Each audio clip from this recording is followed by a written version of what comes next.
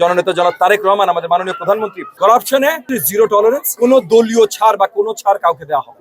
Local বাসিন্দারা আমাদেরকে জানায় এই গলিতে যে কাজ হয়েছে সেখানে যে অরাজকতা হয়েছে, তো এটা জানানোর পর আমাদের এই ওয়ার্ডের সচিব মানে ওয়ার্ডের দায়িত্বে আছেন, তার সাথে আমি কথা বলি এবং উনি খবর নেন। খবর নিয়ে যে আজকে বাদ ইফতার আমি এখানে পর্যবেক্ষণে এসেছি, উনি আমার সাথে এসেছেন, আমরা দেখে গেলাম কি অবস্থা।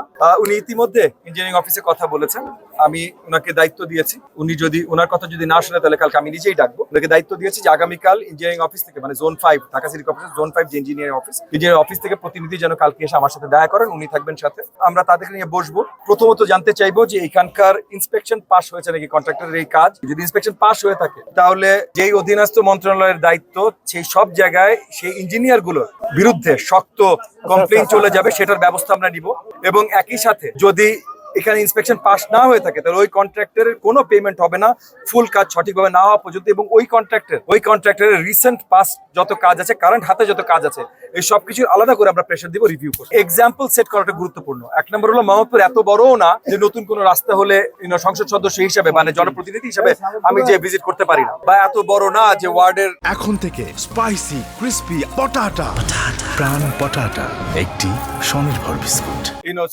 সচিব আগামীতে একবার লোকাল নির্বাচন হয়ে গেলে ওয়ার্ড কাউন্সিলর যে দেখতে পারে না, জনপ্রতিনিধিদের দায়িত্ব নিতে হবে। আজকে এখানে এটা জানার পর আমি এসেছি, আমি দায়িত্ব নিয়ে ইঞ্জিনিয়ারিং অফিসে কথা বলছি, যত সংশ্লিষ্ট দপ্তর আছে সবগুলোর সাথে আমি আলোচনা করব। বাংলাদেশ সরকার আগে যেভাবে কাজ করতো আগামীতে সেভাবে কাজ করবে, জবাবদিহিভাবে কাজ করবে। এবং বাংলাদেশ সরকার যখন মন্ত্রী পর্যায় থেকে প্রধানমন্ত্রী পর্যায় থেকে জননেতা জনাব তারেক রহমান আমাদের মাননীয় প্রধানমন্ত্রী, উনার পর্যায় থেকে যখন জবাবদিহিতে আসে, উনি যখন জিরো টলারেন্স ক্লিয়ার করেছেন, তারপর প্রত্যেকটা পদে পদে এই জিরো টলারেন্স হবে করাপশনের।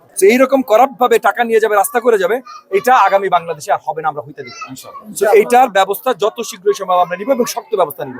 আমরা এক্সাম্পল সেট করব এবং এই এক্সাম্পলের মাধ্যমে যেন আগামী দিনগুলো বারবার আমাদের এরকম আসার প্রয়োজনই তৈরি না হয়, সেই ব্যবস্থা আমরা করবো। টেন্ডার প্রসেস গুলো, বেশিরভাগ টেন্ডার প্রসেস সিটি কর্পোরেশনের এই সাইজের টেন্ডার প্রসেস গুলো এক্স্যাক্টলি কিভাবে হয় এটার পরিচিতি আমি কালকেই পেয়ে যাবো, কালকেই জেনে নেবো। বাট এখন টেন্ডার প্রসেস গুলো সবই অনলাইন হয়, সেই জায়গাগুলোতে খুব বেশি ধোঁয়াশা সৃষ্টি করা বা করাপশনের জায়গা অনেক কমে যায়। কিন্তু কমে যাওয়ার পর আমরা অবস্থা দেখছি, তো এইগুলোর উপরে আরো আমাদের বেটার হতে হবে, আরো উন্নত হতে হবে। সেই কাজগুলো আমরা করবো। সরকারি কাজ জনগণের কাজ, এটা কোনো দলীয় প্রভাবের কাজ। সো এটলিস্ট আমার দপ্তর আমার জায়গা থেকে, এবং শুধু আমি না, আমি মাননীয় প্রধানমন্ত্রীর দায়িত্ব নিয়ে মাননীয় প্রধানমন্ত্রীর নাম বলছি, মাননীয় প্রধানমন্ত্রী জনাব তারেক রহমানের জায়গা থেকে কোনো দলীয় ছাড় বা কোনো ছাড় কাউকে দেওয়া। করাপশনে মাননীয় প্রধানমন্ত্রীর জিরো টলারেন্স, আমি শিক্ষা প্রতিমন্ত্রী হিসেবে জিরো টলারেন্স, আমি এই এলাকার জনপ্রতিনিধি এমপি হিসেবে জিরো টলারেন্স। বাকিটা আমার দেখার বিষয়।